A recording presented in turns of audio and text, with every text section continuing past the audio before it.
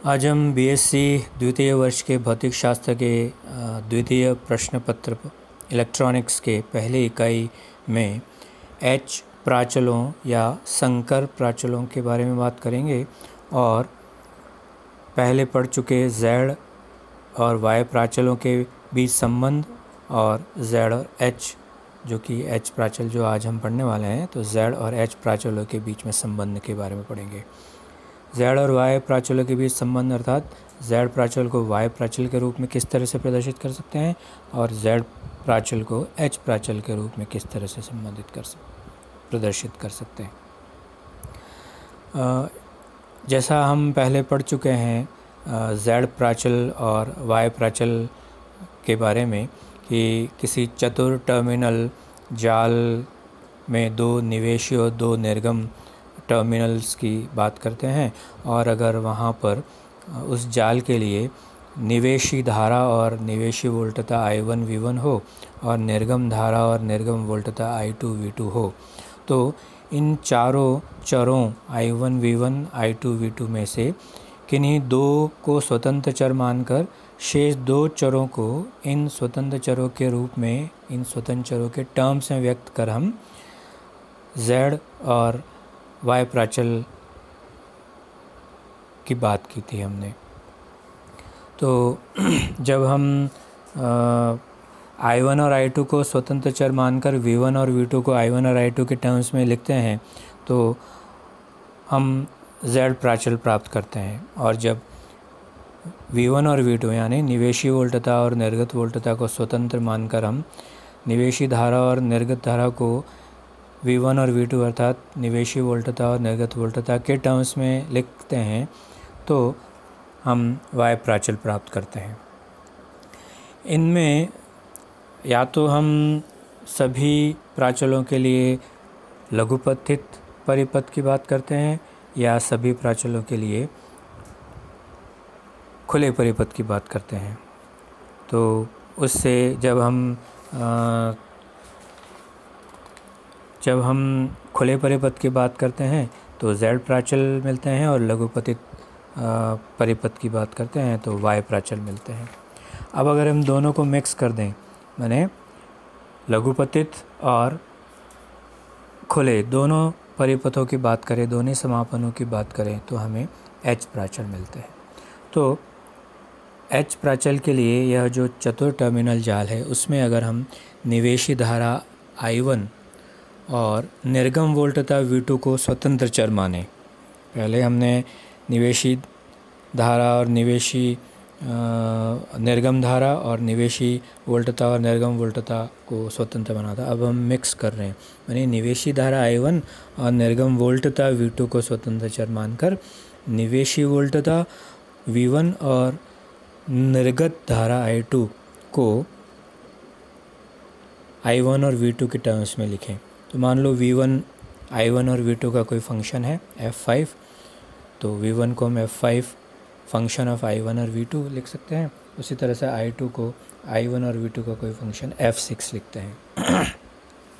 यदि हम बहुत कम मान की प्रत्यावर्ती धारा या वोल्टता का परिपथ में प्रयोग करें तो जो परिवर्तन होगा वोल्टता के मान में या कुल परिवर्तन वोल्टता के मान में, जो संपूर्ण अवकलज की हम बात करते हैं, जैसा हमने Z और Y प्राचल के केस में भी किया था, तो अगर परिवर्तन लेते हैं तो निवेशी वोल्टता में कुल परिवर्तन dV1 अगर लें तो V1 क्योंकि हमने कहा है वो I1 और V2 का फंक्शन है, तो V1 में I1 के जो कारण जो कुल परिवर्तन है प्लस V1 में V2 के कारण जो कुल परिवर्तन है वो दोनों को जोड़ दें तो V1 में कुल परिवर्तन आ जाएगा समीकरण 15 के अनुसार।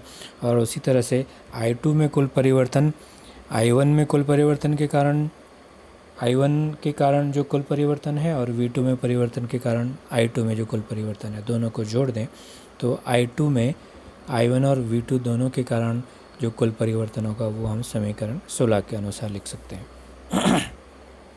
अगर परिवर्तनों को हम कैपिटल V1 I1 I2 और V2 के रूप में लिखें तो समीकरण 15 और 16 को हम 17 और 18 के रूप में लिख सकते हैं, जहाँ पर हमने डेल्टा V1 अपन I1 को HI लिखा है, डेल्टा V1 अपन डेल्टा V2 को HR लिखा है, डेल्टा I2 अपन डेल्टा I1 को HF लिखा है और डेल्टा I2 अपन V2 को H0 लिखा है। तो यहाँ पर अगर हम HI की बात करें तो अगर समीकरण 17 में V2 0 कर दें, V2 0 अर्थात निर्गम पर वोल्टता का मान 0 हो। निर्गम पर वोल्टता का मान 0 तब हो सकता है जब हम निर्गम टर्मिनल्स को लघुपतित कर दें। तो जब मैं V2 समीकरण 17 में V2 0 लिखता हूँ तो HI मुझे V1/I1 प्राप्त होता है। तो यह V1 निवेशी वोल्टता है और I1 निवेशी धारा है। तो यह प्रतिबाधा को प्रदर्शित करता है। तो यह क्योंकि निवेशी वोल्टता और निवेशी धारा है तो यह V2 0 पर है, इसका मतलब लघुपतित परिपथ की निवेशी प्रतिबाधा है। V/I प्रतिबाधा को प्रदर्शित करता है। उसी तरह से समीकरण 17 में अगर I1 0 कर दें, I1 0 करते हैं, इसका अर्थ है निवेशी टर्मिनल के बीच में कोई धारा प्रवाहित नहीं हो रही है और यह धारा तभी प्रवाहित नहीं होगी जब निवेशी टर्मिनल खुले हों, दोनों एक दूसरे से जुड़े हुए न हों, तभी I1 0 होगा। और I1 अगर 0 रखता हूँ मैं समीकरण 17 में तो HR का मान मुझे मिलता है V1/V2, जहाँ V1 निवेशी वोल्टता है और V2 निर्गत वोल्टता है। तो यह V1/V2 को हम वोल्टता अनुपात कहते हैं और व्युत्क्रम वोल्टता अनुपात कहते हैं। निवेशी अपन निर्गत, सामान्यतः जब हम बात करते हैं तो निर्गत अपन निवेशी की बात करते हैं, पर यहाँ निवेशी अपन निर्गत है, इसलिए इसको व्युत्क्रम वोल्टता अनुपात कहते हैं जब इनपुट टर्मिनल खुले हुए हैं, यानी खुले परिपथ का व्युत्क्रम वोल्टता अनुपात या लाभ। उसी तरह से समीकरण 18 की अगर बात करें हम तो समीकरण 18 में अगर हम I1 0 कर दें, I1 0 कर दें माने निवेशी टर्मिनल खुले हैं, तो मैंने हमने यहाँ HI और HR, HI तो लघुपतित परिपथ से प्राप्त किया और HR खुले परिपथ से प्राप्त किया, तो दोनों परिपथों को काम में ले रहे हैं जैसे हमने पहले बताया था। तो H0 में हम I1 0 कर रहे हैं माने निवेशी टर्मिनल खुले हुए हैं माने, और अगर I1 0 लिखते हैं समीकरण 18 में तो H0 HO का मान हमें मिलता है I2/V2, जिसको H22 भी लिख रहा हूँ। V1/V2 को H12 लिखा हुआ है और पहले V1/I1 को H11 भी लिखा हुआ है। तो H22/I2/V2 और I2/V2 प्रतिबाधा का उल्टा है माने प्रवेश्यता है, और यह निर्गत वोल्टता और निर्गत धारा और निर्गत वोल्टता का अनुपात है, तो यह निर्गम प्रवेश्यता हुई। और यह तब हमने कैलकुलेट किया जब I1 0 माने निवेशी टर्मिनल खुले हुए हैं, तो इसे HO को हम खुले परिपथ की निर्गम प्रवेश्यता कहते हैं। इसी तरह से समीकरण 18 में जब HF कैलकुलेट कर सकते हैं, V2 0 रखो माने निवेशी टर्मिनल लघुपतित कर दिया हमने, तो इससे हम I2/I1 प्राप्त हो रहा है। तो यह आउटपुट करंट निर्गम धारा अपन निवेशी धारा है, तो यह परिपथ लघुपतित है, तो यह लघुपतित परिपथ का अग्र धारा लाभ कहलाता है। तो इस तरह से हमने यहाँ 4 प्राचल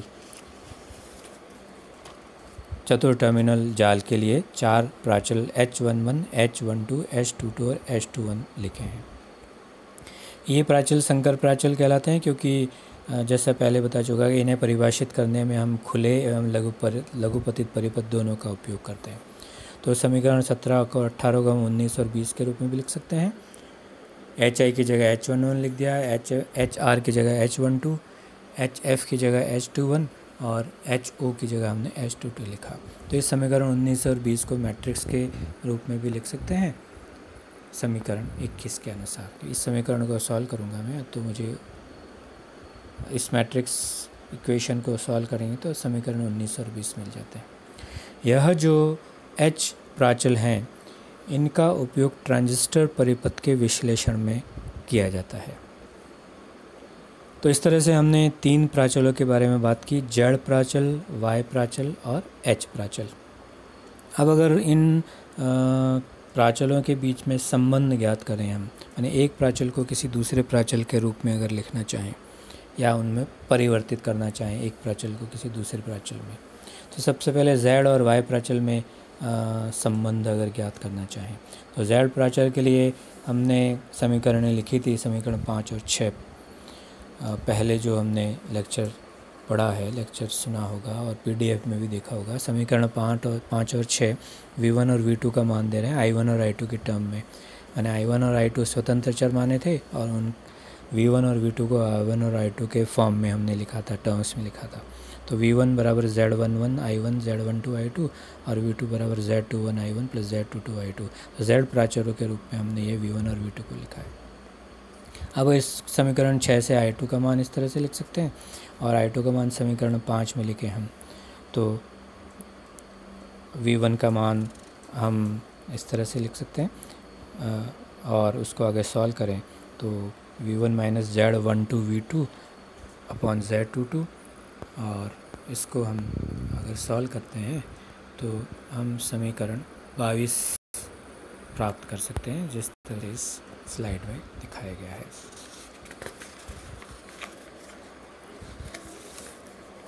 i1 समीकरण 22 में हमें मिला। इसी तरह से हम i2 का मान भी कैलकुलेट कर सकते हैं। तो जैसे 22 हमने कैलकुलेट किया है उसी तरह से अगर कैलकुलेट करते हैं तो समीकरण 23 के हिसाब से हमें i2 का मान प्राप्त होता है।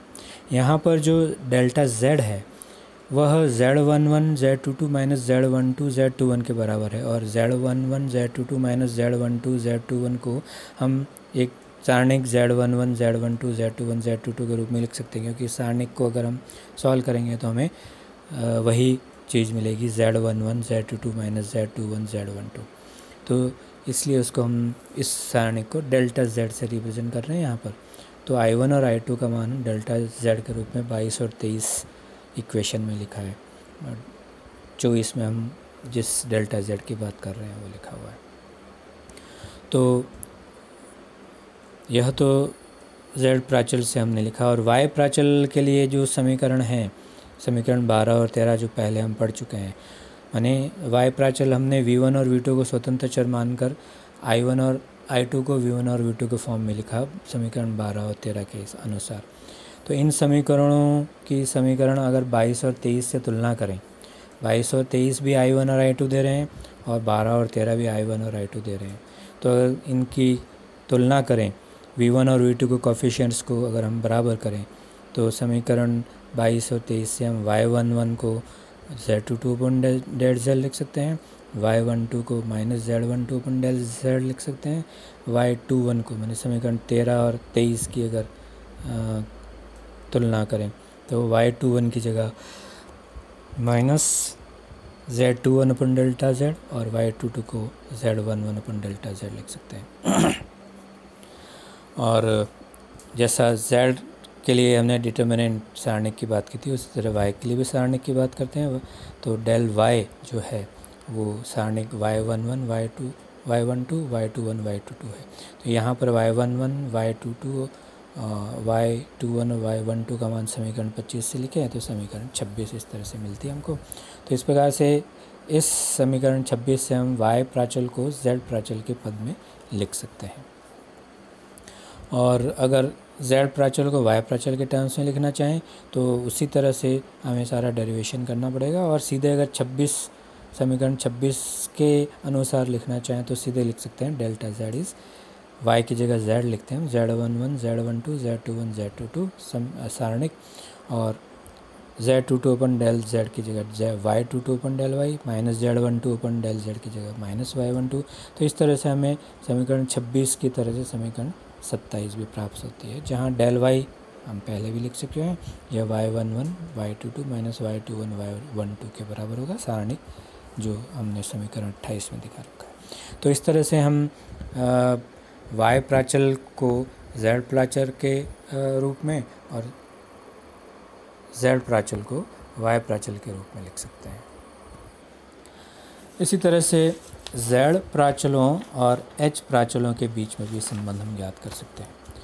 जैसा पहले भी लिखा हमने कि z प्राचलों के लिए समीकरण 5 और 6 i1 और i2 को स्वतंत्र चर मान के v1 और v2 को लिखा है, तो समीकरण 5 और 6 पहले भी लिख चुके हैं हम। समीकरण 6 से i2 का मान मैं इस तरह से लिख सकता हूँ, समीकरण 29 हो गई है। और समीकरण 5 में i2 का मान समीकरण 29 से हम लिखते हैं, तो हमारे पास v1 समीकरण 30 के अनुसार मिल जाता है। और एच प्राचल की एच प्राचल जो आज हमने पढ़े हैं उसमें समीकरण 19 और 20 से एच प्राचल में हमने I1 और I1 और V2 को स्वतंत्र चर माना था और उसके हिसाब से हम V1 और I2 को लिखते हैं। तो समीकरण 19 और 20 हमें यहाँ इस तरह से प्राप्त होती है।